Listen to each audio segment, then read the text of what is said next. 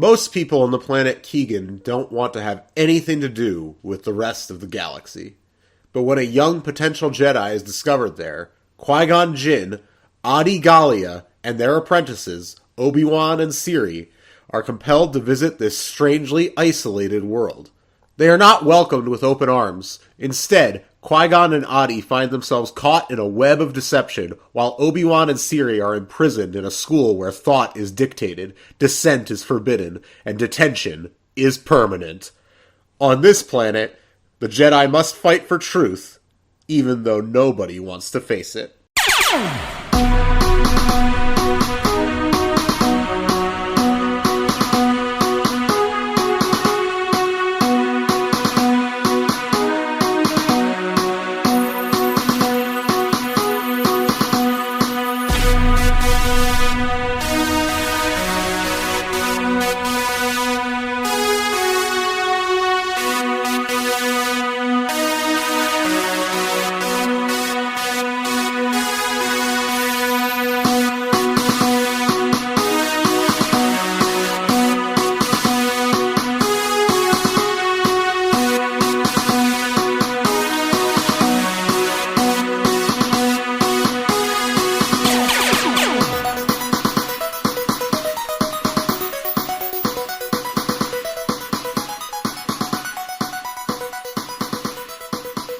Hello and welcome to Padawan Library, the Star Wars Junior Novel Podcast. I am Levi, and with me as always is my co-host V-Tim.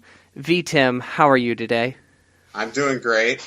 We'll get into this more in the book, but I believe that O's are all women. And V's I don't know men. About that. I don't know about that because we'll get into that. We'll talk about this later because the name stuff for note taking was just a disaster. I have to say. Well, since I agree 100%. I hated the name structure in this book so much. But since you and I are friends, we drop the V's and the O's, and we are just Levi and Tim. All right, so if you haven't read this book, then this makes no sense to you. But we'll explain it later. Just we will get to it. We're going to open with let's open up with a refresher here real quick. Tim, you are a man out of school for the moment on a summer break. How is life treating you? It's going all right. I thought I'm still working. Right. Which is I work as a substitute teacher, so that barely counts as work. I get to do a lot of work for this. I get to do a lot of work for this podcast at work, if you know what I mean. Since we are not recording this we're pretty close to on a week by week basis at this point. I want you to tell the listeners about. I mean, we're fans of the film John Wick. If any of you are fans of the film series John Wick, you must be excited for John Wick Volume 3. Chapter 3, tell the listeners what a student called you while you were working the one day. Oh, yeah. One student, this is wild. One student called me a John Wick-looking motherfucker. And I, as an insult, it seemed, and I was just like, well, first of all, I don't look anything like Keanu Reeves. That should be known. If you haven't seen pictures of me, don't imagine me as Keanu. I don't look that good. Well, I mean, right now, your hairstyle and facial style, I mean, he has a beard in the movie and long hair, so I guess that's where he could be getting it from, but, physically, you and Keanu could not be completely different. Yeah, we're completely different. Keanu is legitimately, one of my favorite movie stars of all time. He was, one of my first favorite movie stars, as a kid, because I loved Speed and The Matrix and Bill and Ted, so, I was like, this guy's, the GOAT, basically, was my view at the time. And I love him. And I love John Wick. I'm seeing it tomorrow night. It's Thursday, the Thursday before it opens today. But, oh, I actually didn't know that. I need to go, me and my dad need to go see that ASAP. I'm going with, former guest of the show, Sam McCauley, which will be a fun time. So, oh, I'm sure it will. Yeah. He could have been more animated on our episode, I think, but, he was pretty subdued, but Maybe when he comes on a few more times, he'll get more wild. But you are apparently a Keanu Reeves looking motherfucker, which I think is hilarious. Yeah, no, I took it as a compliment. I was like, well, thank you. And he was just like, what? I was like, also, like, even if, like, I don't even understand how it's an insult. Like, John Wick's so cool. Like, I know. Keanu Reeves is cool. John Wick is cool. It's wild. I don't know. Keanu should be in a fucking Star Wars movie, by the way. I agree 100%. What did you do to get this kid to call you that? I just told him to sit down. I don't remember. He was like waiting in the. he was like lining up at the door too early, like before the bell, and I was just like, "Sit down." And he was just like, "Oh, John Wick looking motherfucker," and I was like, "Okay." Like, of all the things kids have called me, it's like okay. But anyway, it's a bit. Well, okay, yeah, good times. Do you want to get into our news now? Yeah, we're like closer to release when we record now, so we figured we'd talk about some sort of recent news. This is from a couple weeks ago, and it'll be 3 weeks ago when this episode comes out. But on May 4th, day that has no significance to us, it was announced the entire slate of Road to Star Wars: The Rise of Skywalker books was announced, which they've done before every one of the new trilogy. Not Road, I'm sorry, Journey to Star Wars. Yes, get it right. I apologize. But yeah, this was announced on May 4th, which is a false holiday. Yes, this was an exclusive on May 4th because, of course, just weeks before we had Celebration, so, like, what else could you have put out on this day? This was the one thing that was subdued at Celebration. There wasn't a whole lot covered here. Not a lot of new book stuff was announced at Celebration, so they waited till now to do that, and I was... it's an interesting slate of books, and we'll talk about that stuff, but first we'd have... I've alluded to this. We have quite a lot of disdain for May the 4th be with you and whatnot. And right. I think there's many reasons for this, but I think the biggest and most damning one is that the first time this phrase, May the 4th be with you, is ever used was in 1979 on May 4th when Margaret Thatcher won the premiership in England, and her like evil party, the Conservative Party in England, put an ad out in one of the papers that said "May the 4th be with you." That's not classic wordplay. Oh, yeah, great joke. That's not where, like, Lucasfilm got it from, I'm sure, because I don't think they started using it till... here's something that's interesting. I read a book, The Making of Return of the Jedi. I read this a while back. This was published in 1983, coinciding with the release of Return of the Jedi. And basically what it is mostly like a day-to-day production diary. One man, John Philip Peacher, he did, like, this day-to-day diary of what happened on the set. And I was interested when I saw that May the 4th Be With You showed up in this book, being that it came out in 1983. So I'm going to read the section on this in the book here. If you have this book, this is on page 204. Tuesday, May 4th, 1982. And just as a precursor, they are filming in the Redwoods. They're filming the Ewok stuff. All right. May the 4th be with you. 5 days to go, and the jokes are getting tired too. Oh wow, they're dissing the joke. They are dissing the jokes, and then also here you're going to hear the term widowmaker. Widowmaker is the term for loose branches on the redwood trees because the trees are so tall. If one of the branches fall, they are very large branches, and they can kill a man. It's also, of course, the subtitle of the Harrison Ford, Catherine Bigelow classic K-19. Yes, it is. The Widowmaker. Yes, it is. Very nice connection there.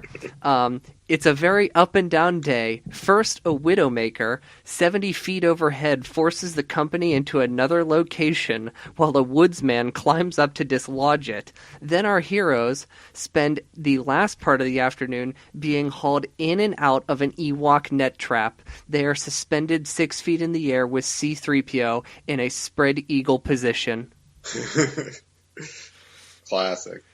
So, an exciting Star Wars day, apparently, or some day that people call this. See, the biggest problem with this, like, I think the joke is corny, May the 4th, but also, like, literally a few weeks later is May 25th, which is the anniversary of Star Wars, so it seems stupid.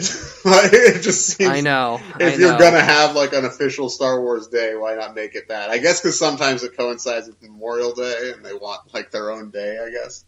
But, like, this is, like, right before, like, Cinco de Mayo, and it's, like, not after, it's the way, and, like, it's not like, you're always going to interfere with a real holiday with stupid promotional holiday. So it's, it's like a greeting card holiday, practically. Yeah, well, like certainly. Mother's Day or Father's Day. Interesting. Maybe not on that same level. There's not the, like, obligation to go out and give Star Wars money, I guess, on that day. That's true. Yeah, wow. but anti-mothers, anti-fathers, like, that's your position. Yes. I see here, this is on the Wikipedia page, not the Wookieepedia page, and this is, because I never heard this term until I feel like a couple years ago. Yeah, this was like when we were in college when I started. Yeah, and it says in 2008, first Facebook groups appeared celebrating Luke Skywalker Day with the same catchphrase. So I feel like that's like when we were to have seen it, probably through that, right around that time. Yeah, well... We, it was literally, I think it was it Saturday this year? And we, I think so. And yes, it was. And we put out episodes on Friday, and we said nothing about it on that episode. Part of that is because we forgot, but also don't expect us to ever say anything about it in the future. It's just not something we care that much about. Any of the social media. Like, it's much more likely that we would do something for the 25th. This year we probably won't because we did this year, well, you're listening to the episode that's coming out the day before the 25th right now, but and last week we already did an anniversary show for another movie, so we aren't going to do that. But, but if we were to do some sort of, like, big special commemorating a general Star Wars topic, it would be on the anniversary. It would not be for May 4th. Yeah. That's all. The real Star Wars Day. Okay, so... Which interesting, I have actually replaced that holiday with another significant life event. Mel and I actually met on that day, and we had a very awkward Dunkin' Donuts date, and we were just both like, oh, May the 4th be with you. Like we... I would have immediately, if somebody greeted me that way, I would immediately be like... I don't think we greeted each other that way. Like, Star Wars were brought up, and that's then how, you know... Okay. Yeah. If I was greeted that way, I don't know, like, I'd be like... Yeah, same. If she had walked into Dunkin' Donuts and said, May the 4th be with you, I would have been like... Huh. Yeah. Instead, we waited in line at Dunkin' Donuts, and I silently stood in front of her in the line. Oh, that's how it actually played out. Very awkward day. That is very familiar sounding to me. All right, let's get to our news on that note. Anyway, the news that came out on May 4th that we were supposed to be talking about is so they're doing this big publishing strategy. They've been doing it in Force Awakens where they have these books leading into it. Now, I read a lot of the stuff that was in the Journey to the Force Awakens line. I didn't read Aftermath, which was the big book, the big, like, adult novel. But I read, of course, Lost Stars, which we've talked about, which is good. Mm-hmm. But there was a lot of the stuff that we would cover on this show was fairly substanceless because I think the main person to blame for this is, of course, J.J. Abrams, who is obsessed with mystery and is obsessed with nobody knowing anything about his movies. before they come out. And this seems like maybe an interesting departure in that department. But I didn't read a lot of the Last Jedi stuff at the time. I mean, the only thing I've technically read from that is Leia. Leia is that is part of it. I forgot. The Leia book is very good. But anyway, there are 2 books that were announced that we will be reading, discussing probably discussing on this show, whether it's before the movie comes out or not. There's a lot of complications to the schedule around that time of year. We're already kind of trying to work that out, and we're going to announce a more detailed schedule for the next couple months soon. So if you want to keep up with us out for the off weeks, we're going to try to have that for you in the next week or 2. But the things we'll be covering is a chapter book called Journey to Star Wars: The Rise of Skywalker. Choose Your Destiny: A Finn and Poe Adventure. I'm very interested in this book. By Calvin Scott with illustrations by Elsa Chartier. Yes. And I'll read the description. Join Finn, Poe, and BB-8 on a dangerous but necessary mission for the struggling Resistance. With over 20 possible outcomes, readers will have to choose to carefully in order to keep Finn, Poe, and BB-8 safe from evil. So this is the First Order. This is a choose your own adventure book. Basically, it comes out October 4th. Choose your own adventure. I'm curious how we'll cover that on the show. We're going to figure that out at some point. There's a few other books that fall into that category. Right. I know there's a solo one that I've seen at Walmart for $5, so I've thought about picking it up. Yeah, and there's been a couple recent ones, and I'm pretty sure there were ones back in the day too. So those are things we might be checking out at some point. But the other big one is Spark of the Resistance by Justina Ireland. Hang on, that's not the full title, Tim. Oh, I'm sorry. Journey to Star Wars: The Rise of Skywalker, Star Wars: Spark of the Resistance. Exactly. Right. It's from Disney Lucasfilm Press, and it is written by Justina Ireland. It's got illustrations by Phil Noto, who's done all of these kind of middle-grade novel illustrations, basically, since Force Awakens. Didn't he do Guardians of the Will? He might have done some of those, but he definitely did Before the Awakening, Moving Target, Weapon of a Jedi. Yeah, this looks just like all those. I mean, he's actually so. he was a great comic book cover artist for a long time, and he occasionally would do interiors. I think he did an Angel series.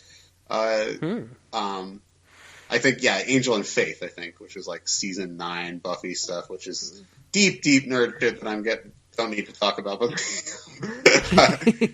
we love Buffy, but I know that's so far off. But anyway, he did some stuff at Marvel too, he did interiors for a Star Wars comic book too. I think Shattered Empire. But anyway, whatever. He's back, but this is written by Justina Ireland, and it's the description: when a distress plea goes up from the isolated planet Minfar, Resistance heroes Rey, Poe, and Rose hear the call. Together they will face down a First Order battalion, terrifying flying creatures, and a weapon that could change the course of the war. And that's also coming out on October 4th. And we'll talk more about the other... isn't October 4th Triple Force Friday? Yes, usually that's what's happened with these initiatives in the past, is that they put these books out on Force Friday, so... yes, right. I believe October 4th is. I will be spending an ungodly amount of money. But have we discussed Triple Force Friday yet? Yeah, we have. I think we talked about it on the Celebration episode. Or maybe even the one before that. But regardless... You're right. You're right. Those are the 2 books that we will probably cover. I can't promise when. We might cover them after the movie comes out. Who knows? But we're definitely going to cover those books at some point.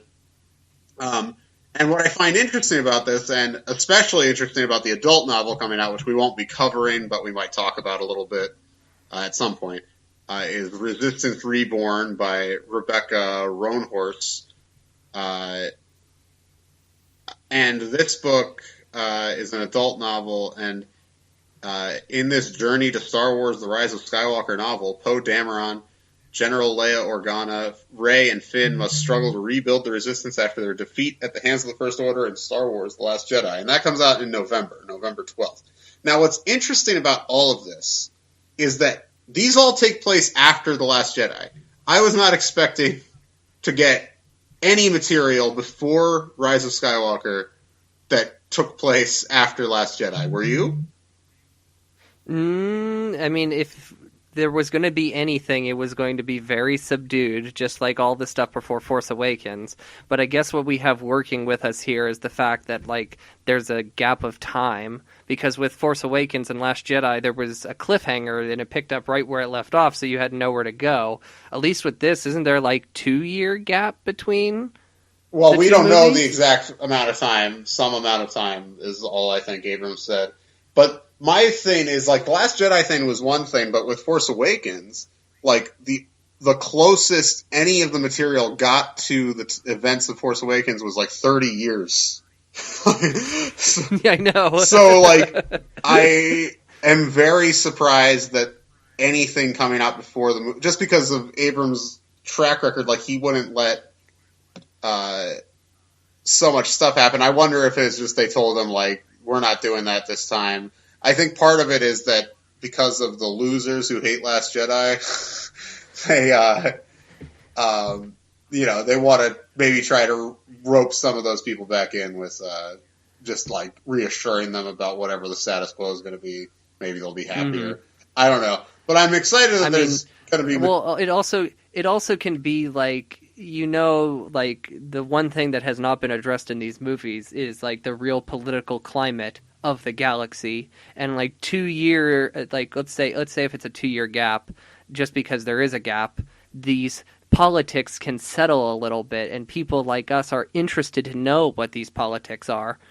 Yeah, for sure. I wanted all that stuff Republic before Force Awakens too, so I'm excited that it seems like something's happening, and I think I'm interested in all these books. I'm not really familiar with these writers, which is fine. There's always great new people rising up the ranks, and there's a young adult book called Force Collector that looks pretty interesting too. That's pretty unrelated in most ways to the movie itself. Which there's always one of these novels that's, like, almost totally unrelated, but there's, like, a couple references to, like, a planet that's going to show up or something. That's how Leia was. I mean, you had a character. Or, I mean, Lost Stars, it ends with the Battle of Jakku, and they were like, well, it ties right in. It's like, But, it ends literally 30 years before this movie. But I do think, I'm excited, though. I think, this is definitely, I'm going to definitely read the adult novel, Resistance Reborn, and I'm excited enough, I guess, for Spark of the Resistance. I'm glad that that crew is Rey, Poe, and Rose are the leads of that book, so that's fun. But yeah. Yes, because I am so worried about Rose. I'm pretty worried that she's going to barely be in this movie, but he said all the right things, and I don't disbelieve Mr. Abrams about his appreciation for the actor, Kelly Marie Tran, but I just, I like the character, too. It's not just because, assholes treated her badly on the internet that I like the character. I always did from the beginning.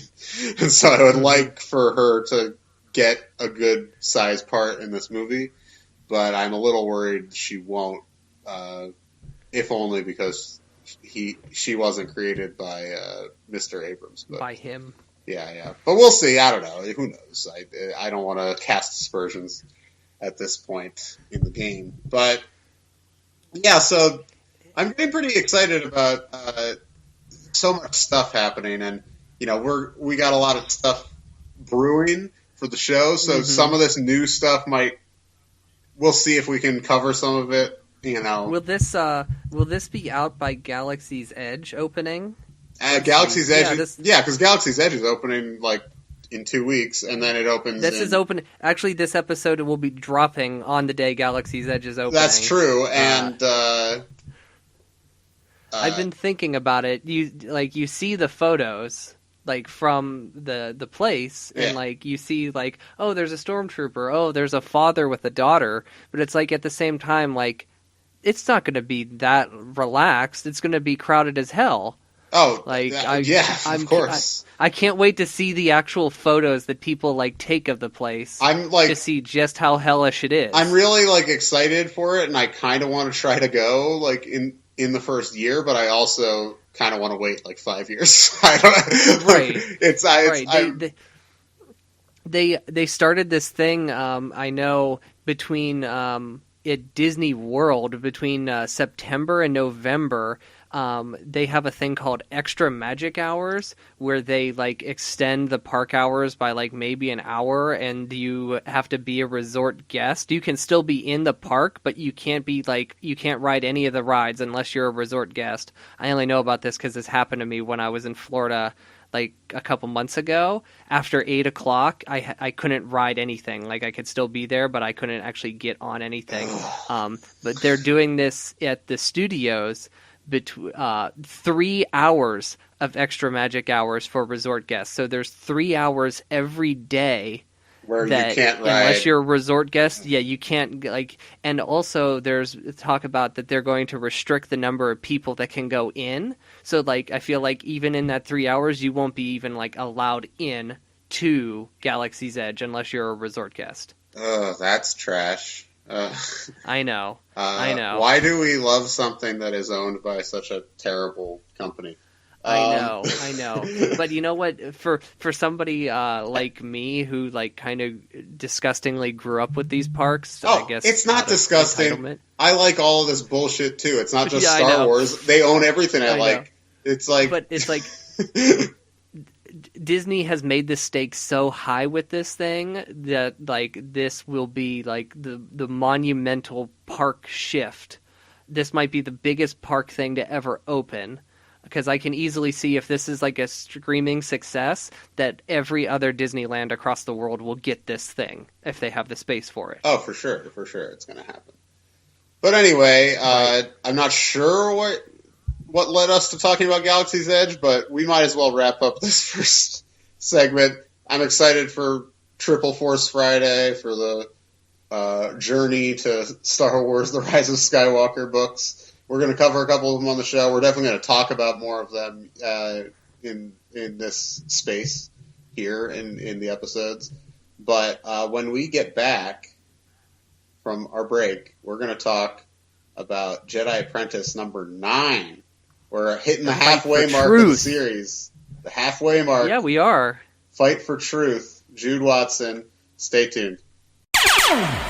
Where do people all over Telos go to relax? Catharsis. What do you need at the end of a long day working at the Xanatos Healing Center? Catharsis. Where do you get the chance to win a buttload of credits? Citizens all around Telos enjoy betting on the greatest athletes in the galaxy at the Catharsis Dome, located at the heart of Thani. Lost a bet one too many times? Don't worry, everyone on Telos is a winner at Catharsis. All proceeds go to the restoration of our sacred pools. If you've run out of money, the games aren't all there is to do at the Catharsis Dome. Friday night is Jizz Night.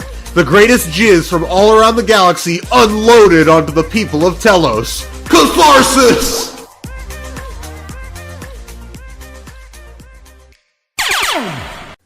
Welcome back to Padawan Library. I'm Tim May, here as always with Levi Peretic.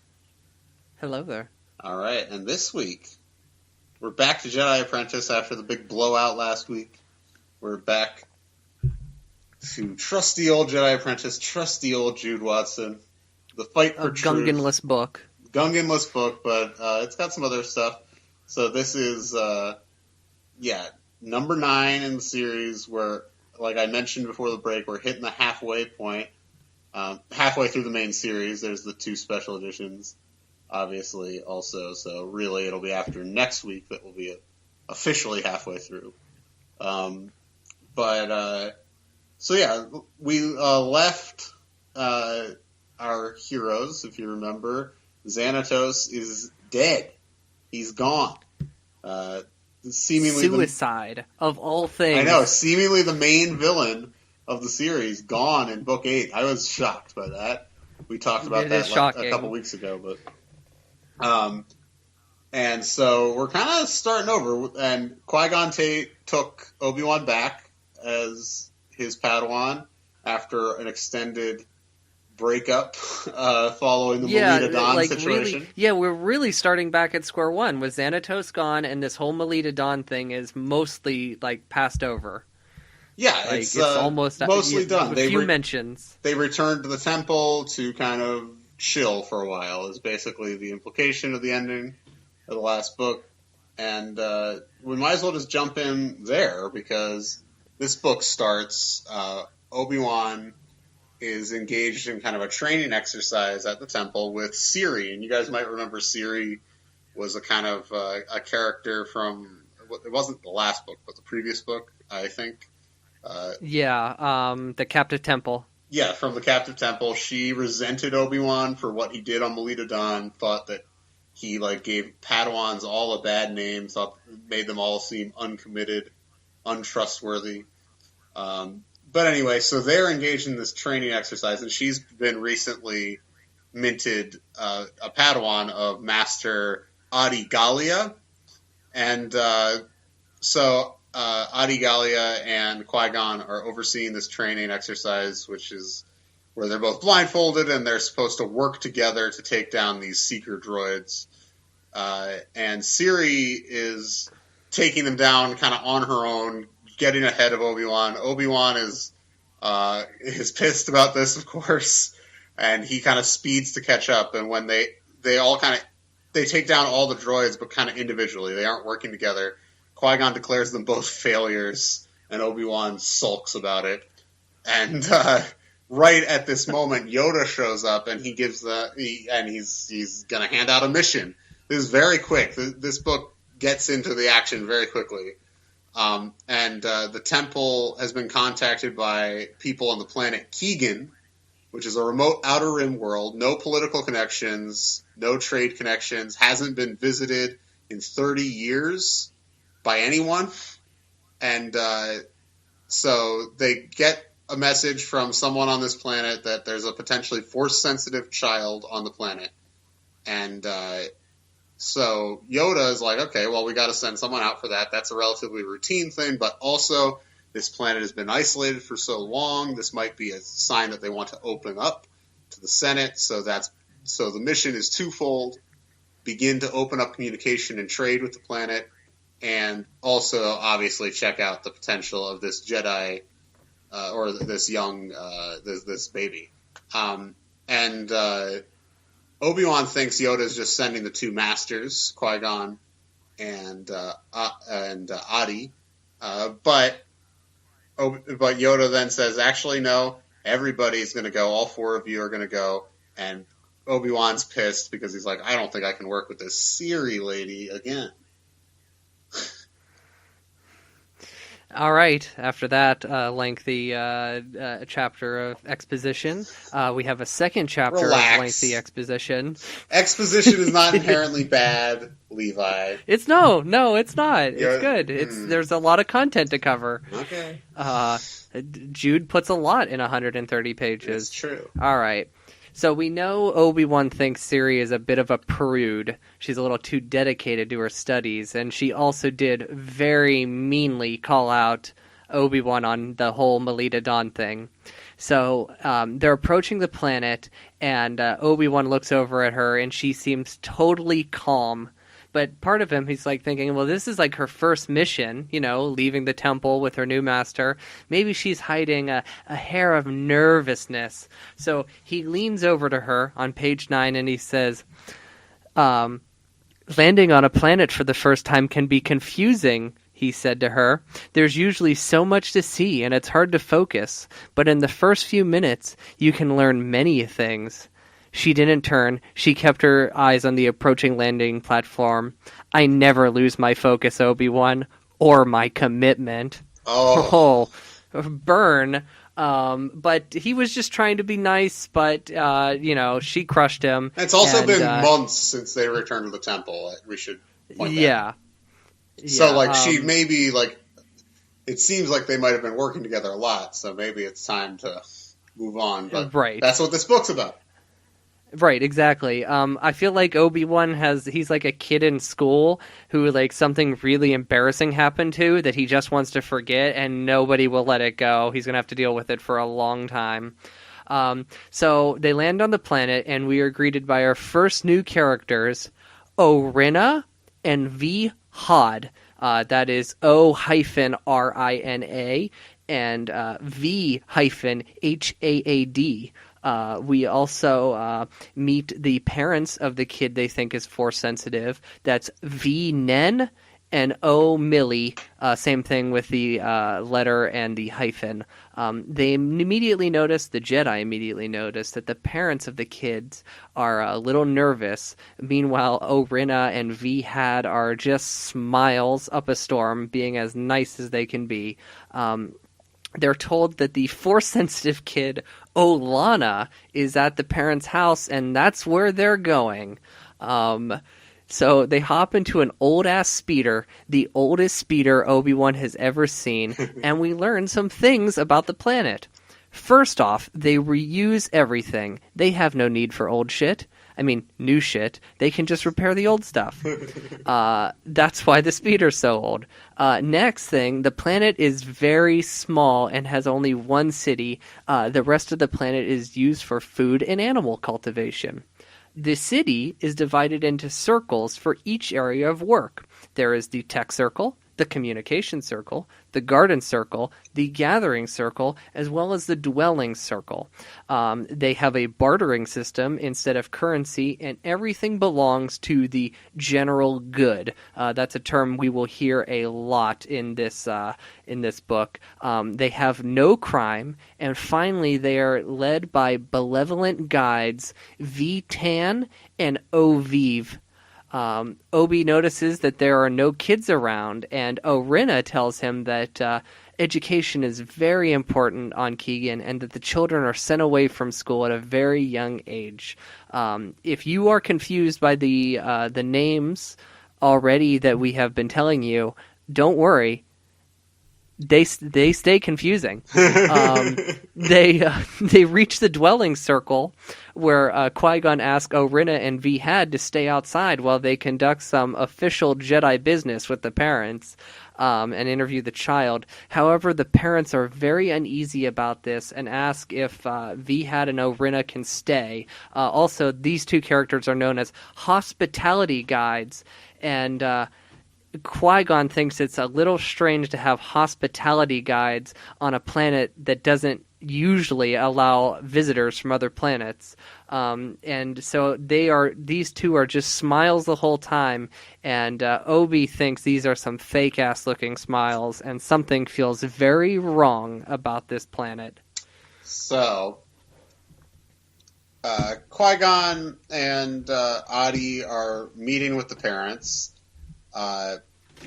And Orina and V-Had, the hospitality guides, they're present for this first meeting, which is very unusual when Jedi meet with parents of a potentially Force-sensitive child.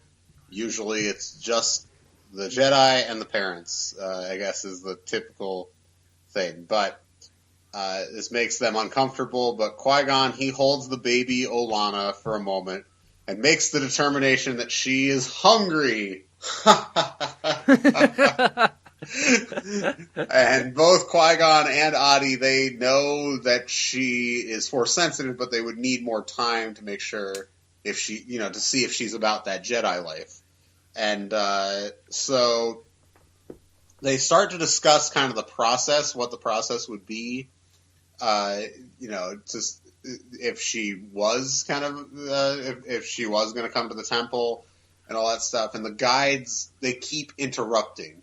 They say that special Jedi training would put her above everyone else, and that would be a no-go in the society.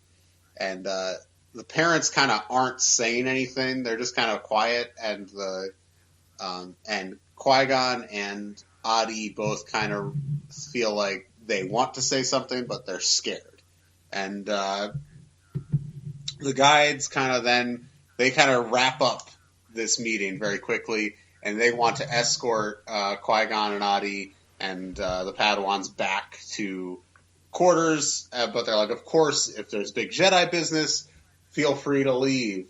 And like Adi's like, hey, like we'll stay as long as we need to, like as long as the parents feel comfortable with us being here.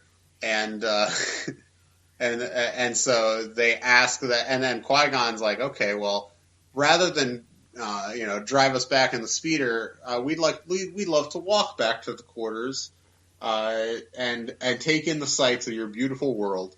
And so Qui-Gon. And then Qui-Gon's like, why don't you guys, the parents, V-Nen and O'Malley, why don't you guys come with us? And it kind of puts these guides in a tough spot. They have to kind of accept this offer. And but as they're leaving, Qui-Gon kind of takes Obi-Wan and Siri aside and tells them, you guys should sneak off when you get the chance and go exploring the planet. Don't cause a scene, just observe and report back. Adi Gallia, she goes along with this, but she's kind of clearly suspicious of this idea. And Qui-Gon, he suspects that Adi Gallia and Siri were sent with them just to keep an eye on crazy, kooky old Qui-Gon and his Padawan, make sure they don't go off half-cocked on some crazy adventure. But who knows? She agrees to it, and they head out. I love that this is the second time Qui-Gon has thrown people for a loop by wanting to walk. I like that he likes to trick people into that just so he gets some more time to kind of formulate his plan of attack. Yes. As they are walking through the marketplace, Qui-Gon notices something. He has heard no laughter since they've been there. There's no art. There's no music. There's no joy. So these hospitality guards, they lead them past ripe orchards into this marketplace, which is an odd place because it's full of nothing but lame shit. There's no ripe fruit there. You can't buy the ripe fruit. It's boots, tunics, and tools. And everybody also is very hush-hush but has a smile on their face. Obi sees the opportunity to escape by seemingly to accidentally knock over a table of tools. When he does this, Qui-Gon then kind of makes a scene by leaning over to help pick up the tools. And when he stands up, both Obi and Siri are gone. The guides notice this and wonder, hey, what's up? And Adi gives some excuse where she was like, oh, perhaps they were interested in those old transmitters we saw because, preteens, they love technology. That's true. Exactly. It's a very good excuse out of Adi. So Orina and V-Had say these are circles that the city is divided into are easy to get lost in. So hang tight. We're going to go find the kids. You guys wait here. This is when Qui-Gon strikes. To talk to the parents. O'Malley is shaking that she is so nervous. So he convinces the parents to take them back to the house so that they could see the child again and talk in private. So they get led there. When they get there, they meet an old lady who has a message, not a message, but something to tell them. Olana isn't here right now. They came. They took her. And that's how the chapter ends. Oh, shit. I know, right? A baby is gone. Meanwhile, Obi-Wan and Siri, they've kind of blended into the crowd. They snuck away, and but they're bickering. They don't get along. Obi-Wan, he wants to go to the tech circle. He thinks that that'd be the best place to observe, find out some intel. Siri's like, that's a dumb plan. It would be the first classic place preteen in technology. Yeah, exactly. It'd be the first place they'd look for them. They should talk to regular people, she says. And she's frustrated that she can't observe Qui-Gon and Adi in action. And Obi-Wan starts to explain, that, they need the parents. They need to get the parents alone. And she knows the plan. God, Obi-Wan. So, like, you don't need to explain it to her. And so, classic Padawan splaining Obi-Wan. And and so then right at this moment, a speeder kind of pulls up to them, and this dude in the speeder, he asks them why they aren't in school. Siri kind of bluffs their way through the conversation, says, "Oh, our parents actually need our help. We have permission to be outside of school. We're heading home."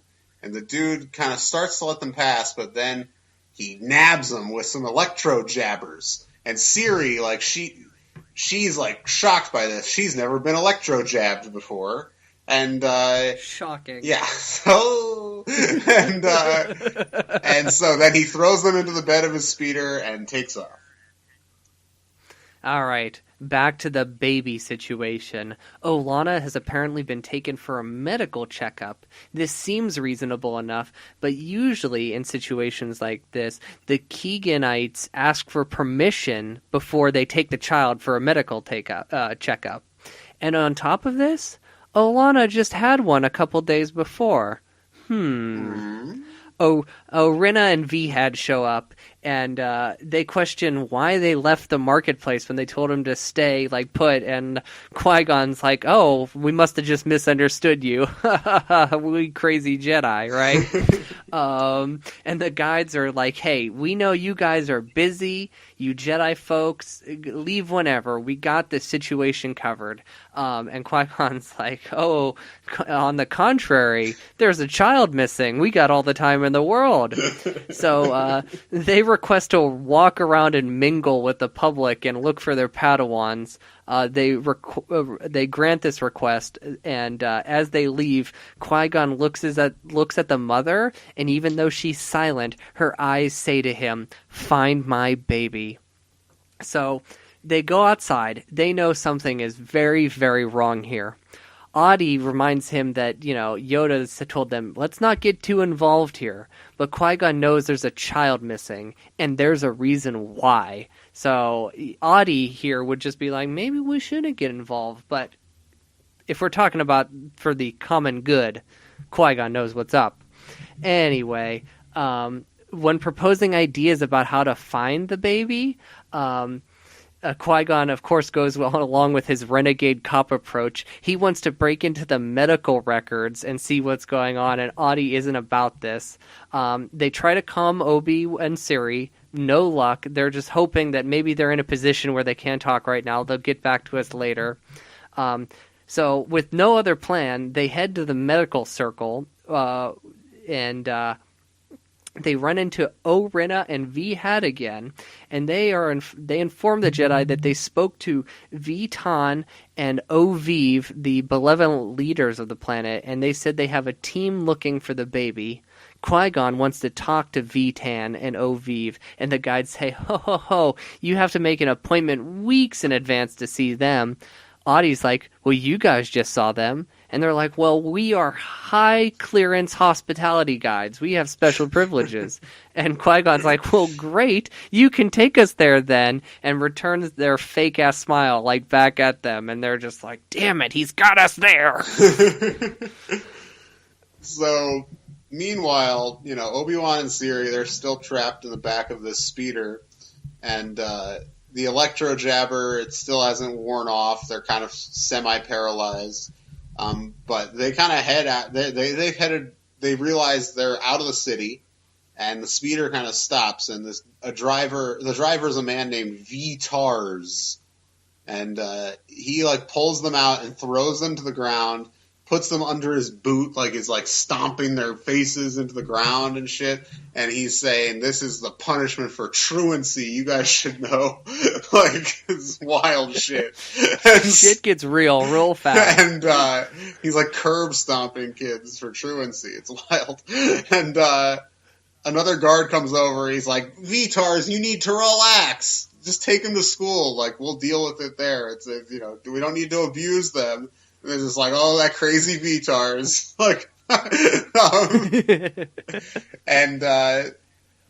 So yeah, they start talking to Obi-Wan and Siri, the guards, and they're not saying that they're Jedi, but they are going to say it because that's what Qui-Gon told them not to do. and Yoda doesn't want to cause some sort of intergalactic incident, and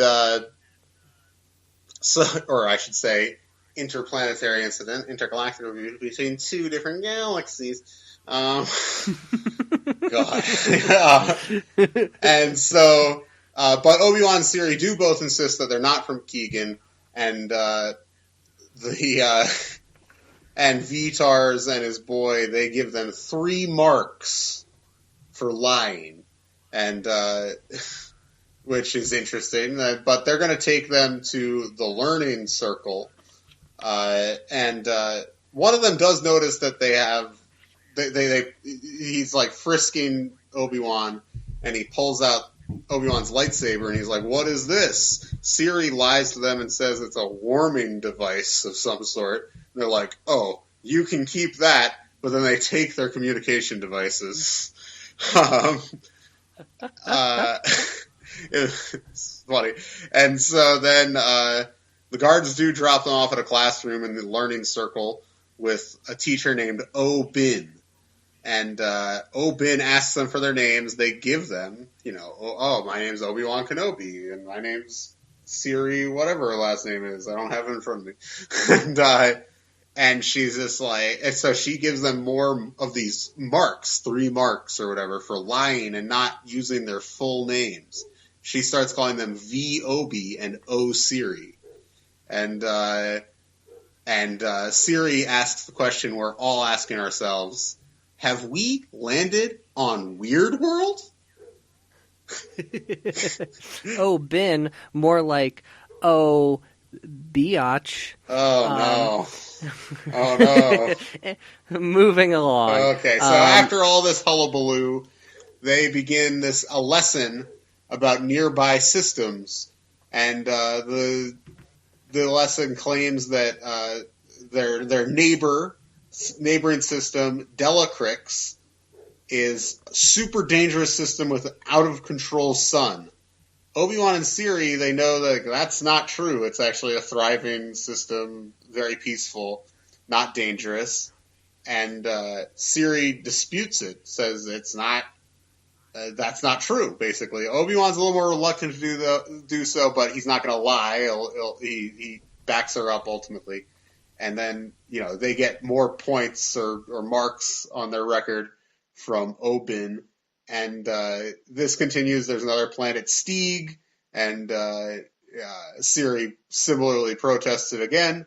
And O-Bin threatens to keep the entire class unfed if they don't stop pushing the issue.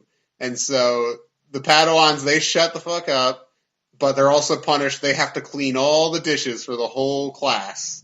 And how are they going to get out of this mess, Levi? I don't know.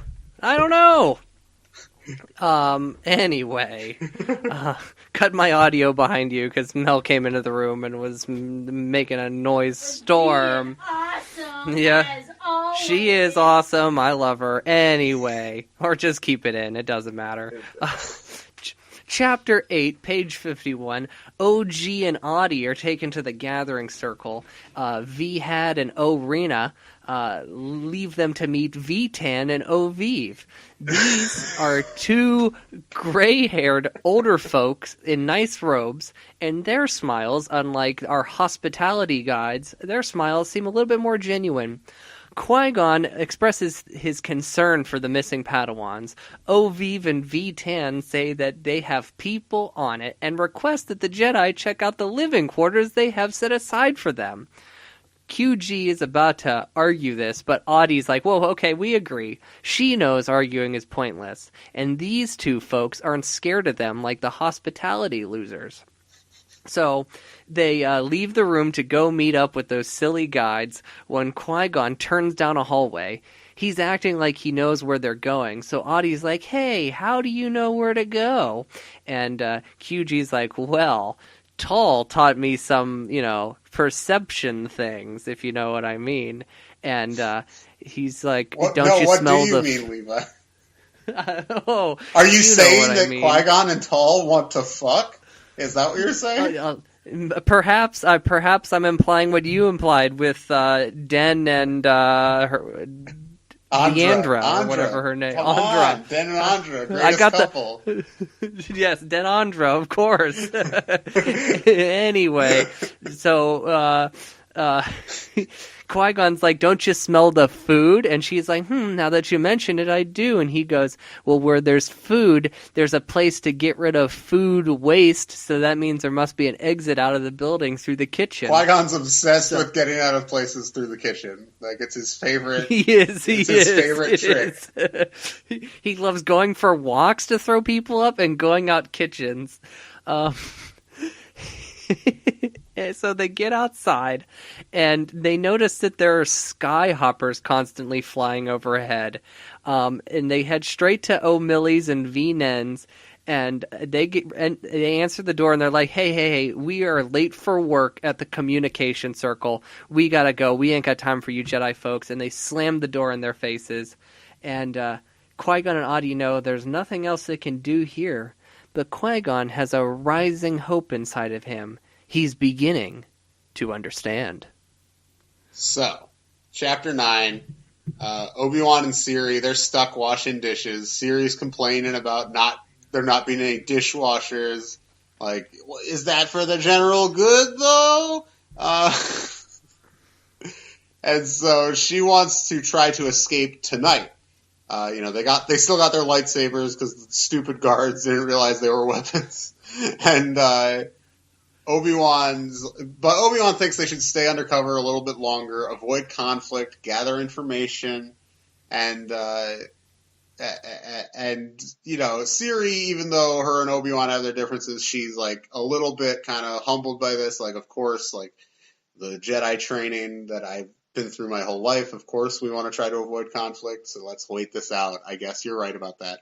But as they're talking about this, a student from the class, V. Davi, a young boy about 9 years old, he shows up to prepare the next day's meal, I guess, because that's an assignment they give to some of the students.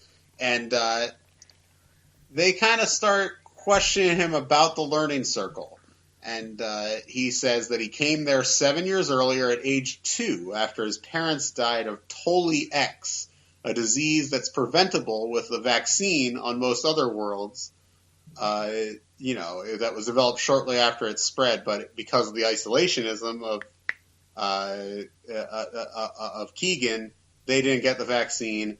Just a side note, vaccinate your kids, people. Don't be like Jenny McCarthy. So they keep this kind of this info about the fact that it was a curable disease that his parents died from. They keep it from him for now. But V. Davi also, he talks about how students leave the learning circle around 16 to begin their contribution to the general good, whatever that is. And V. Davi, he wants to work in the animal circle, but apparently there's a surplus of workers, so it probably won't happen for him. He's probably going to be stuck with food service, where there's apparently a need for workers. And they're kind of... and he's kind of wrapping up, he's finishing up the food, and they hear a peeping sound. And they're like, what is that? They thought it was some sort of device. But no, it's a humming peeper with a broken wing. That's a bird, I guess, a humming peeper, a broken wing in V. Davi's pocket.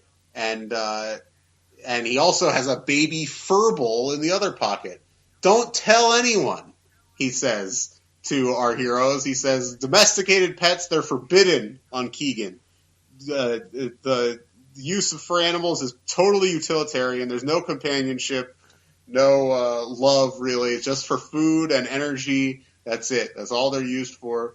And so V. Davi, he begins to start to believe Obi-Wan and Siri that they are out from off-world, because they keep asking these questions. He's like, you must be from off-world, because if you don't know this stuff, all these basic-ass questions, you know?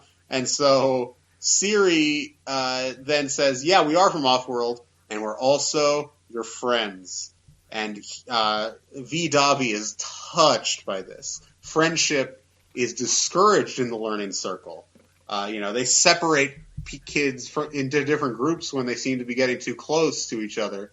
But at this point, he's like, I accept your friendship anyway. He says that when there are close friends on Keegan, they drop the V and O prefix nonsense. He says, don't call me V Davi. You can call me just Davi.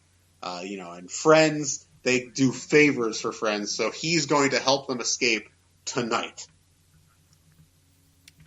Boom. Back to Qui-Gon and Tall. Qui-Gon is beginning to suspect that the Skyhoppers are bugged with surveillance equipment. So he and Audie silently go to the communication circle. They head inside and wander the halls aimlessly until they find Millie and V Nen. The parents confirm Qui-Gon's suspicion. The Skyhoppers are bugged, but also their homes. Everyone is watched, everyone is listened to. Not all that unlike our current society here on Earth. This happened after small thefts in the market were becoming a problem. Their benevolent guides, V-Tan and Oviv, suggested maybe we should get Skyhoppers to watch the marketplace. And it was put to a planet vote. It was passed, but slowly it grew to planetary observation. This room that they are currently in, though, has been debugged, and they are safe to speak freely. They are unsure of where Olana the baby is, and they have heard stories of children being taken to the education circle and never learned from again. This is the first time Qui-Gon has even heard of the education circle, and wonders if Obi and Suri could be there. Democracy is all but an illusion on Keegan. Sure, everyone votes, but V-Tan and Oviv decide what gets voted on. They rose to power by claiming that they have dreams and visions of the future, and that one of their visions told them that the Jedi are evil, so they spread that around explaining why those goofy hospitality guides were scared of them. Onen and O'Milly explain that they are members of a group that oppose V-Tan and Oviv. While voicing their opinions is legal, if they do voice their opinions, shitty stuff happens to them, like they get moved to a shitty job or they get shitty roommates. It's a real punishment. I wouldn't want a shitty roommate. It's honestly maybe a more effective punishment than jail or something. Just like, I'm going to make you live with a real asshole. This is some society that we're dealing with in this interesting planet. Note about the visions. Those will come back into play in a minute. Yes. Yes, they will.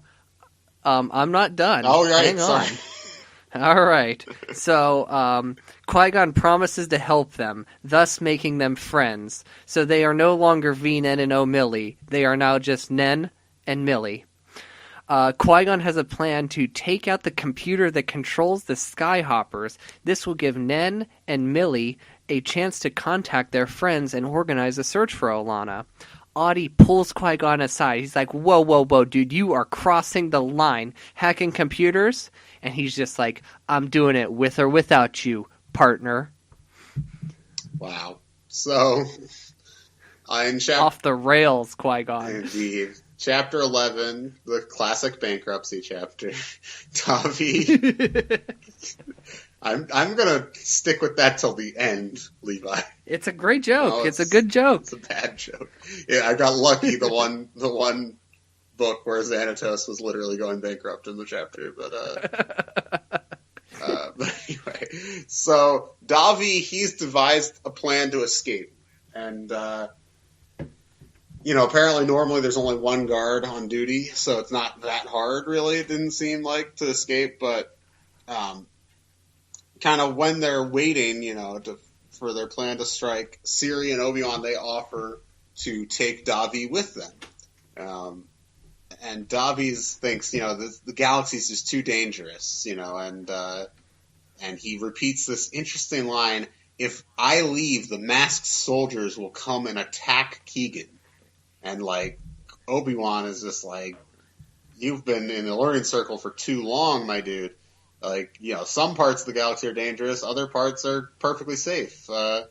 Vitars, you remember him, the super, insane, classic Vitars.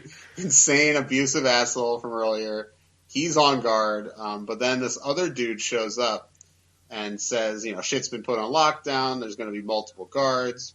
And Davi's like, we got to return to our quarters and rethink the plan, because if there's 2 guards, I don't know how that's going to work. So as they're waiting for VTARs to leave the room so they can safely return to the dorm, Obi-Wan accidentally knocks a record off the shelf, and he soundlessly catches it like the Jedi he's becoming, and he looks at it, and it's a record for a girl named O-Uni, or O-Uni, I don't know, who had excellent marks, was like a great student, but had been reclassified to the relearning circle.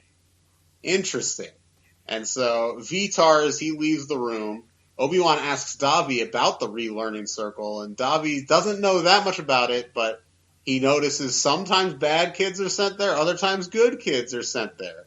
But the one thing is always the same: they never come back.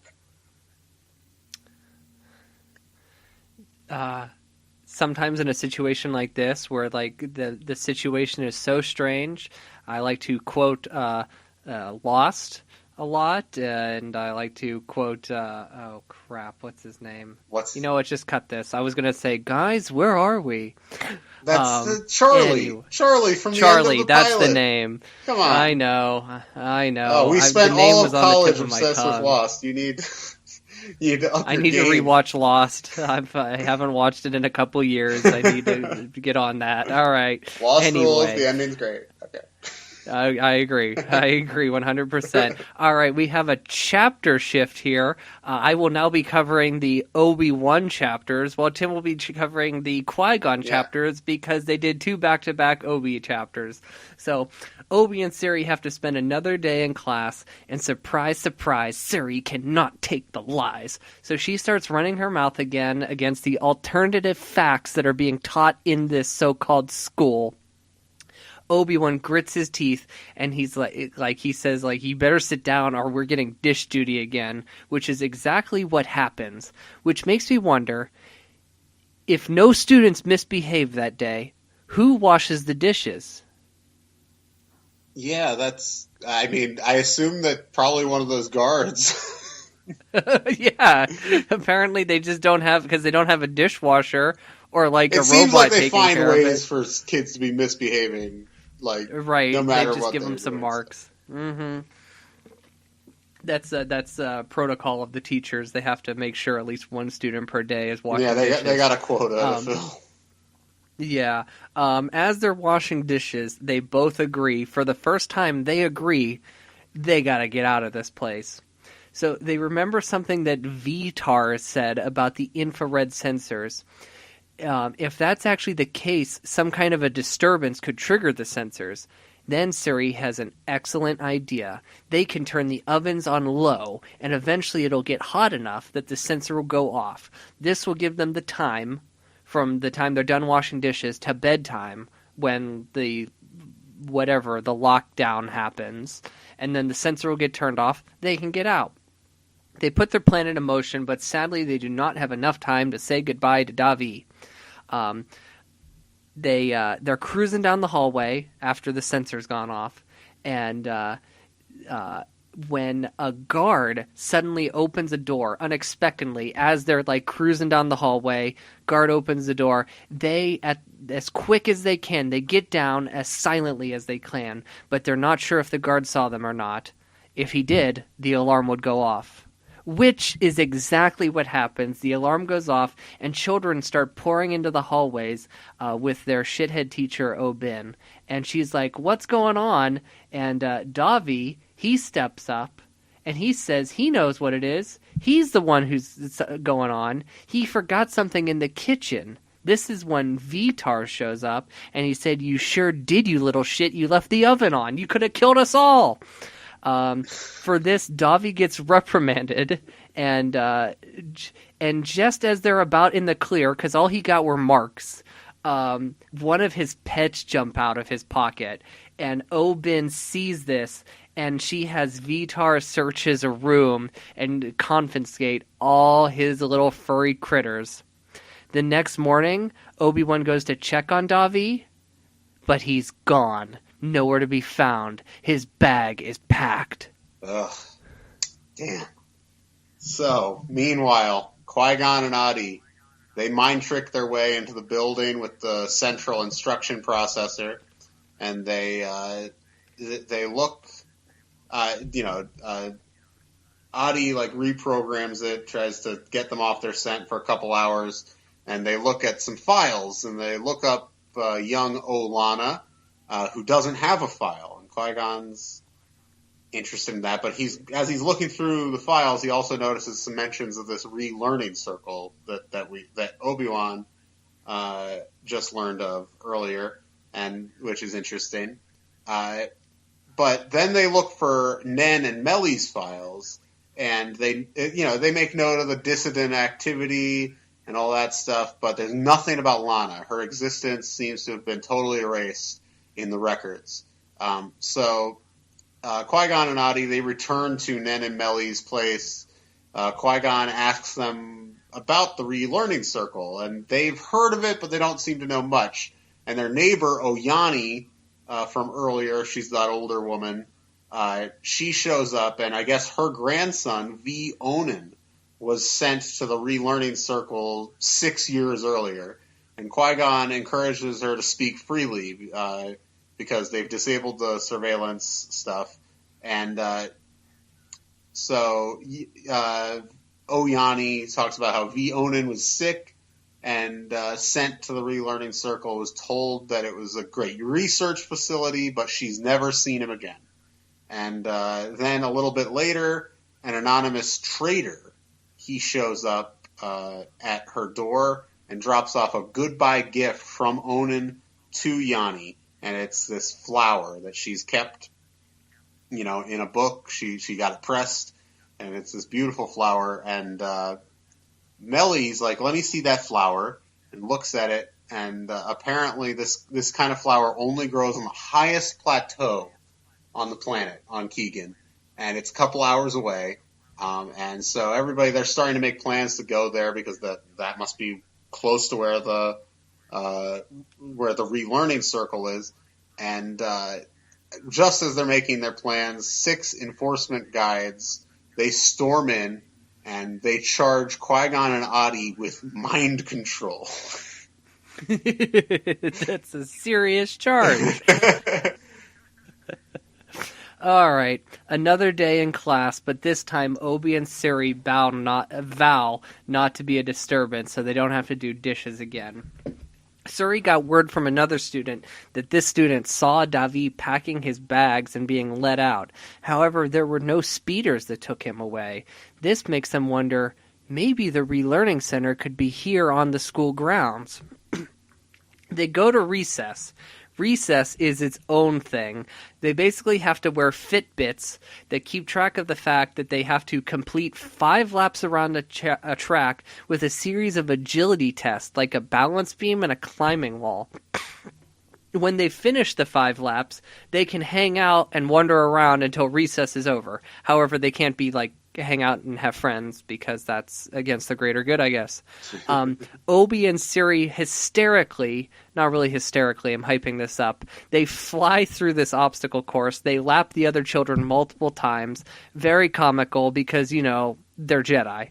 Right. When done, they start scoping the place out, and they notice there's a garden with Quinta grain growing. And Siri wonders, hey, is that a valuable grain? And Obi-Wan's, no, it's not. It's pretty abundant on the planet. And Siri's like, well, if that's the case, why are there 10 guards guarding it? They continue to observe it and notice that there's a metal door in the dirt. They see a lady in a white lab coat walk out. That has to be the relearning center. Now they just have to figure out how to get in. And Obi's like, well, I got a plan for that. And Siri's like, what? And he's like, all you gotta do is act naturally. Just like Ringo Starr. They're gonna put me in the movies. It's not, I believe that's a cover, if I'm correct. Yeah, it is. Yeah, but that's a Carl Perkins song. Am I right about that? So, I think something like that. I think it's Carl Perkins. Anyway, so, meanwhile, Qui-Gon and Adi, they're immediately sentenced for the crime of mind control of Nen and Melly. Basically, they've been interfering, they've been influencing people, and this is apparently mind control. And they're ordered to leave Keegan immediately. And Qui-Gon's like, not without my Padawan. Or, of course, Adi's Padawan, Siri, either. And the ship, their ship that they came in, they're giving it back, but they've disarmed it, taken away all the defense stuff. And Vitan and Oviv, these great elders, they greet them. They're on the ship. They greet Qui-Gon and Adi, and they assure them their Padawans will be sent back to Coruscant. They said they think they got picked up in a truancy sweep, and we'll send them back to Coruscant. We've got a ship with hyperdrive. They'll be sent back. And Qui-Gon's like, I don't believe you. Not good enough. And the elders, they kind of start to explain their isolationism. And more interestingly, they start to explain their visions. And I'm going to turn to page 104. And on 104, here we are. It says, Oviv tucked her hands into the wide sleeves of her white tunic. If you would indulge us, kind Jedi, and listen, I have seen visions of the future since I was a little girl. Vitan has dreams in which he sees things too. When we met each other, we discovered that our visions matched. That convinced us of the truth of them. We have predicted things that have taken place. Now we see an invasion of evil on Keegan. We created a way of living that might avoid what we see. Everything we have done is to protect our citizens from a fate they cannot imagine, Vitan said. Perhaps some of our measures seem harsh, but they are only for the general good. We have both seen flashes of a future destructive event on Keegan, Oviv told them. We see evil cloaking our planet like a black cloud. How? Qui-Gon asked. When? We do not know the answers to those questions, Oviv said. That is the agony we live with. We are not sure how to prevent it. We only have clues. The Jedi are involved. The Jedi? Adi asked. How? We see the Jedi surrounded by darkness, Vitan said. That is all we know. The darkness comes from within them and then spreads to engulf them. Perhaps our destruction will come from an explosive device sent to destroy an entire planet without a shiver, Oviv said. There is no such explosive device powerful enough to destroy a whole planet, Qui-Gon said. Not yet, perhaps, Oviv corrected softly, and Qui-Gon felt a shiver go up his spine. We see masked soldiers, Vitan said. We do not know who they are or what they want, only that they are evil. They will bring fear and suffering. But your visions could be wrong, Adi said. Visions sometimes are. The Jedi themselves are not unused to them, yet we recognize that we can only see things that may be. That is why we act as we do. Oviv looked at Qui-Gon with an intense gaze. If you could choose your death, Qui-Gon, wouldn't you rather die in peace and comfort than violently in battle, in shock and despair? Qui-Gon fixed her with an icy stare. We are not allowed to choose our deaths. Oh boy. Ooh, there's a lot going on right here. There's more to talk about here. This kind of comes up again at the end of the book, but I thought this was important context for our listeners. And this is probably going to be a lot of the general discussion we have about the book in the end. So we can hold off there. But okay. They assure them again that the kids, they're going to be sent along. But if they stay in orbit of the planet, the ship will be blasted out of the sky. So that's where we leave them. All right, back in class, Obi and Siri put their plan into motion. Obin starts lecturing about the freedoms they have on Keegan, and Siri calls her out. Well, then if we have freedoms, why can't we leave the planet? Why can't we choose the jobs we want? And surprisingly, the other students start chiming in. And this causes this huge scene. Oben, who always keeps a fake-ass smile, her face turns visibly red, and she points at Siri and angrily yells at her, "This is all your fault." And she sends guards in to drag them away. As planned, they get reassigned to the relearning center. They immediately are taken out to the garden. They are separated. Obi-Wan gets thrown into a cell with a sleeping mat.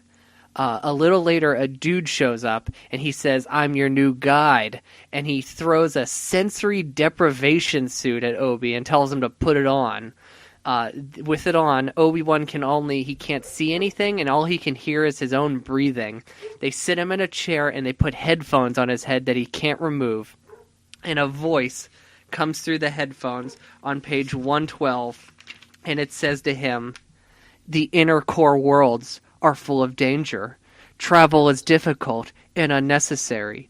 Keegan medicine is the most advanced medicine in the galaxy." "Wrong!" Obi-Wan screamed despairingly. "It's all wrong!" But he could not block out the voice. Damn. So, Qui-Gon and Adi, they board that ship. And as they're leaving the atmosphere, they're flanked by some old-ass starfighters. And Adi's like, "I can outrun these guys." And so she's piloting the ship, and she starts to outrun them, and they start to fire on them. But she's able to outmaneuver them easily, expertly. And Qui-Gon's very impressed. He's like, "I thought Yoda only sent you guys to keep an eye on us." And she's like, "Actually, it was to observe a successful master and apprentice relationship because Adi and Siri just got together, and Yoda was basically like, this is the model, like Qui-Gon and Obi-Wan, follow them." And which is very touching. And so, anyway, they head for that high plateau where they think the Learning Circle headquarters are, and they find it pretty quickly. But everything kind of seems abandoned, oddly enough. They don't sense Obi-Wan right away. Adi suggests they return to the city and see if Nen or Melly are all right, and if they have any ideas. And Qui-Gon kind of reaches out in the Force, and he can't feel Obi-Wan, so he reluctantly agrees to head back to the city. All right. This is the short chapter. They let Obi-Wan out of the brainwash station, and they take him to the cleaning circle, where he gets a 3-minute shower. When the water hits him, he can feel a connection to the living force through the planet, and he reaches out for Qui-Gon, but cannot find a connection. The two of them had brazenly jumped into this situation to save Davi, but now both of them have to realize they have made a grave mistake. So, picking right up there, Obi-Wan, he's out in the food service area, where they're getting lunch, and he spots Davi. He sees him, and so he takes note where Davi's cell is, and then after lights out, Siri starts slicing her way into Obi-Wan's cell, because remember, they still got their lightsabers. And the hand-warming devices. The hand-warming devices are coming in handy, finally, and she cuts down his cell and breaks Obi-Wan out of that joint, and he knows where Davi is, so they break into his cell. And at first, Davi doesn't want to come with them. He seems like the brainwashing has really worked on him. And they kind of argue with him, and they decide it's time to reveal this. They tell him about the fact that Toli X virus that killed his parents could have been cured if the planet's isolationist policy weren't in place. And this ultimately convinces him to escape with them. He's just like, but let me get Wally first. W-A-L-I, Wally. And in the corner of his cell, he's got a little critter named Wally. And he brings him out, and they're like, oh, great. And so they get out into the hallway, and they hear a cry. And Obi-Wan tells Davi, you got to keep Wally quiet, man. And and then they realize, actually, that's not an animal. That's a baby crying. And Obi-Wan's like, it's not just any baby. It must be Olana. All right. Qui-Gon and Audie find the learning circle, and this is when Qui-Gon feels Obi's presence. They're in the garden, and they start fending off guards, and like Audie has her lightsaber out, and she hilariously drives the guards into a shed and locks the door so they can't get out. Qui-Gon's looking around. He's like, there has to be a door here somewhere. I just have to figure out where. Cut back inside the relearning center. Siri, Ovi, and Davi, with his furry friends, cut their way into a medical wing where there's many kids there, and they're all hooked up to tubes, and they're in like a sleepy daze, and like Obi-Wan wonders if they're like drugged out of their minds. And they in the back they see Olana in a crib thing, and they grab her. They make Davi carry him and her, and they dash into the hallway, fending off guards as they head for the entrance. They get to the door out, but they can't figure out how to open it, and more guards are coming their way. They need to figure this out quick, when suddenly the door burst open, and boom, Qui-Gon standing there. Together, the 4 Jedi deflect blaster fire from the guards until the guards get so scared because they've never seen a lightsaber before, they drop their blasters and run away. It's at this moment Obi takes Olana and hands her to Qui-Gon, and he's like, I think you've been looking for this?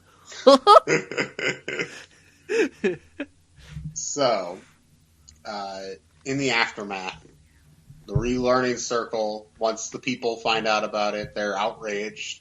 They shut it down. They vote to have Oviv and Vitan ousted and have a new government set up.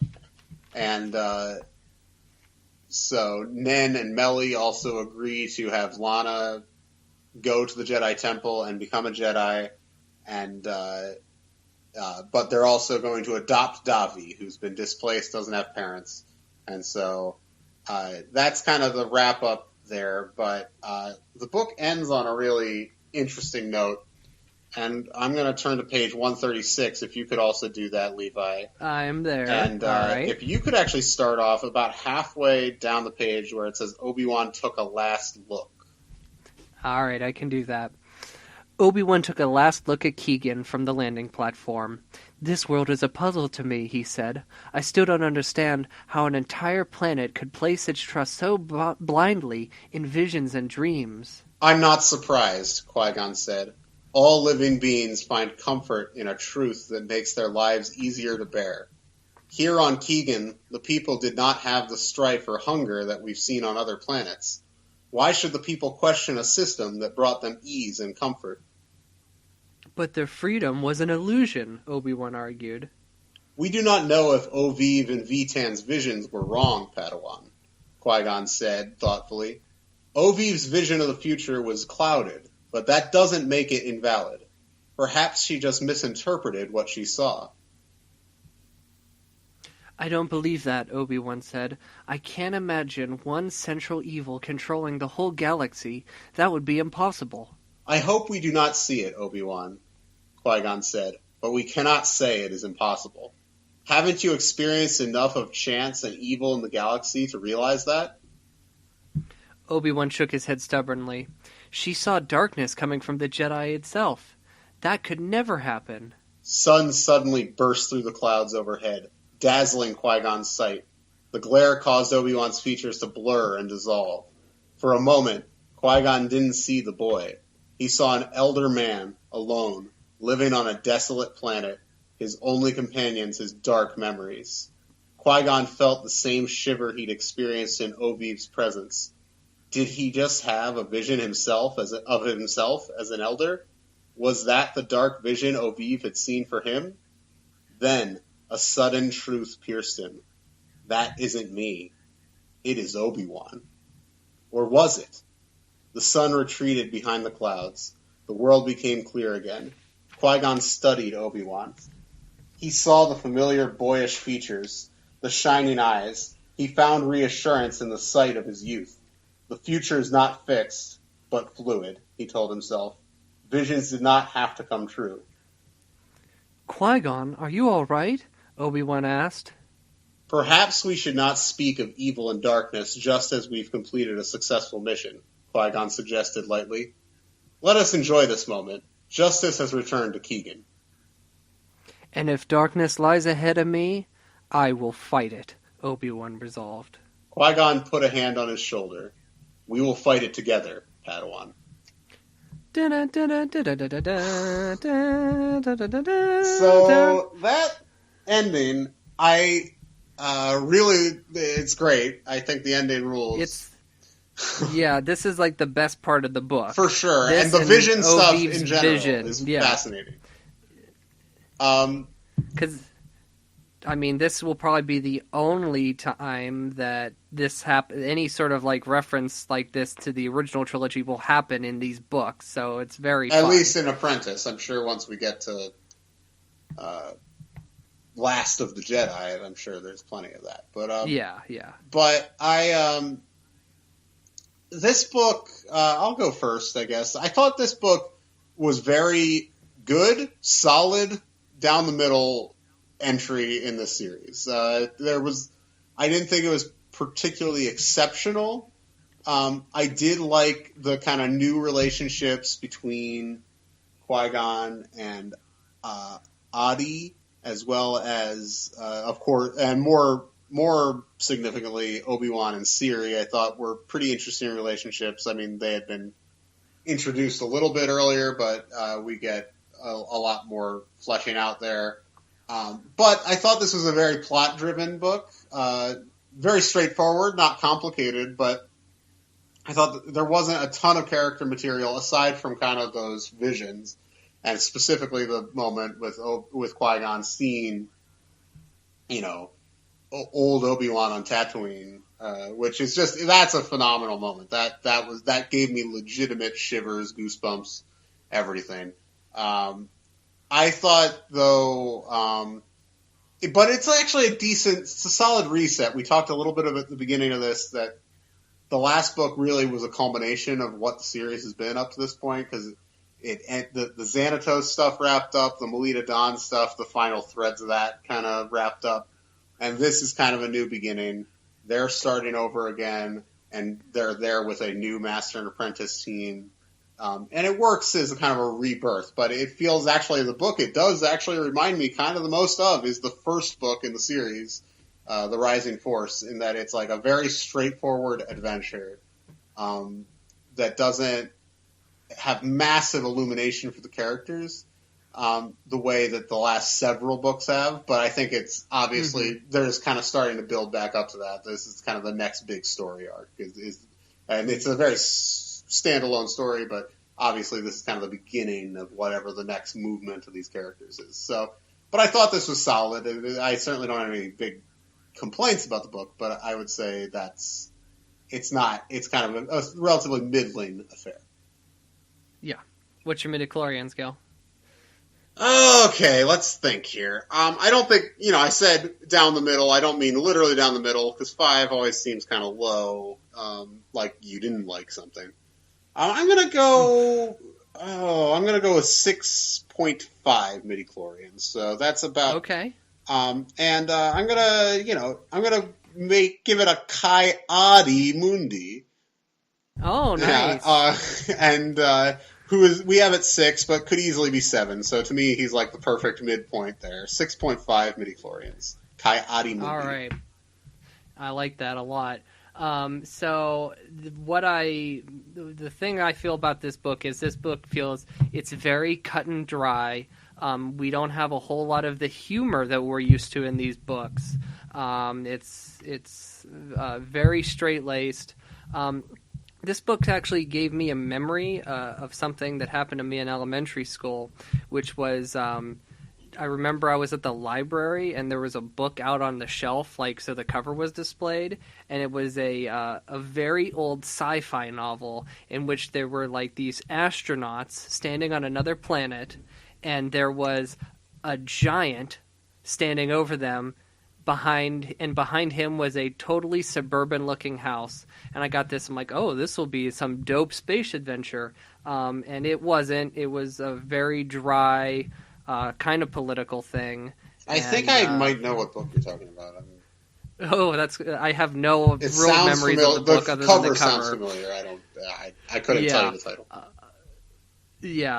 But this book made me think of that event in my life.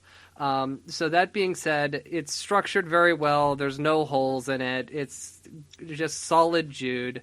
I am also going to give it I don't think I'm going to give it a 6. I think I'm going to give it a 7.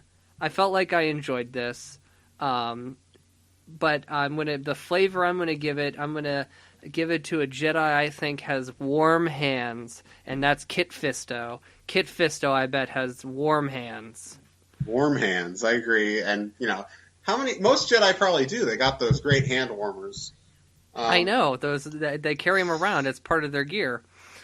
So, so that is the fight for truth. And do we have any segments this week, or are we kind of taking it easy after the craziness of last week? I think let's take it easy this week. We're going to take it easy, and we need some questions from you guys. Come on. So we do. Email us at padawanlibrary@gmail.com. It can be anything Star Wars related. It doesn't have to just be about these books, but we, of course, love to answer questions about the books we've been reading. We can also talk about John Wick, if you're into that. If you want to ask us a question about looking motherfucker. Yeah, if you want to ask us a question about Lawrence Fishburne in John Wick Chapter 2, somebody please, then somebody please send that question in. That's fine with me. Okay.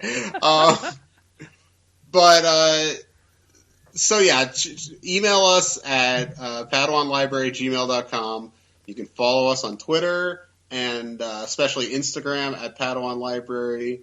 You can check us out on Facebook, Padawan Library, all the basic stuff. I got one more thing to add. If anybody needs a copy of Jedi Apprentice 10, The Shattered Piece, which will actually be the next book we're reading, Book 12, The Evil Experiment, Book 15, The Death of Hope, or the Special Editions Deception book, I have extra copies. Message me. We can work something out where you just pay shipping for them, and I'll give them to you. But if anybody needs those, I got them. So yeah, there you go. We're for the people here. We support the people. We support the book club. The book club needs support, and these books are out of print still, so at least in English. So yeah, they're in Malaysia. Apparently, they have been re-released. Yeah, so. I keep seeing those come up in image searches and stuff. So anyway, next week, we're back. More Jedi Apprentice, The Shattered Piece. We're going to come up with a schedule for the rest of the summer, probably, in the next week or two. We're probably going to Shattered Piece, and then we'll do Evil Experiment, and then that'll be our next, after that week will be our next, off week from Jedi Apprentice. So you will know that hopefully by the time the next episode comes out, maybe even by the time this episode's out, we'll have a schedule up, probably for the rest of the summer, because we want to plan that out so that because we're covering Jedi Apprentice, so that's easy for people to read ahead and be caught up. But so far we've only announced the next books, the other off-week books, basically right before. So we're going to try to get ahead of that a little bit. We might read a shorter series. We might read some more standalone stuff. We got some big plans for the fall after we're done with Jedi Apprentice before we launch into Jedi Quest. We'll talk about all this maybe next week once we have the schedule all laid out. Maybe we'll talk about that in the opening segment. Give you guys a preview of maybe the rest of the summer, maybe even sort of the rest of the year in Padawan Library. And we will make it as exciting as we possibly can. Thank you all for listening. I've been very encouraged. We have very good fans. We have a very small fan base, but they're very loyal, and very. I appreciate it. So we will talk to you all next week for Jedi Apprentice, The Shattered Piece. Join the book club. Until then, bye, younglings. Library's closed, man. We gotta end it. Padawan Library is hosted and produced by Tim May and Levi Peretic. It is edited by Tim May. Our theme song is by the Astral Project. Our artwork is by Freddie Funbuns. Padawan Library is copyright 2019 by Tim May and Levi Peretic. All rights reserved.